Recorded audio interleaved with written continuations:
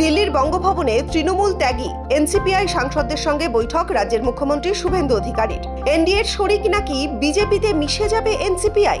জল্পনার মাঝেই দিল্লিতে কাকলি ঘোষ দস্তিদার, মালা রায়, সুদীপ বন্দ্যোপাধ্যায়, শতাব্দী রায়, জুন মালিয়া, সায়নী ঘোষ, পার্থ ভৌমিক, রচনা বন্দ্যোপাধ্যায়দের সঙ্গে সাক্ষাৎ করেন শুভেন্দু অধিকারী।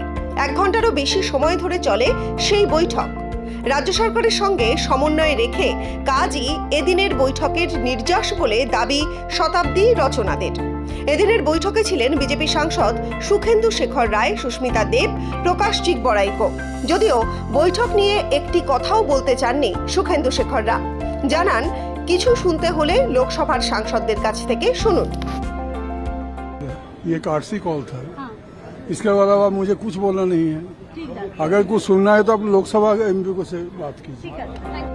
মঙ্গলবার এনডিএর বৈঠকে মুর্শিদাবাদ জেলার 3 সংখ্যালঘু সাংসদ না থাকলেও মুখ্যমন্ত্রীর বৈঠকে তাঁরা ছিলেন। মুর্শিদাবাদ সংসদীয় এলাকার সাংসদ আবু তাহের খান আগেই বলেন, এনডিএ বা বিজেপিতে তাঁরা যাবেন না, তবে উন্নয়নের জন্য মুখ্যমন্ত্রীর ডাকে বারবারই যাবেন তাঁরা।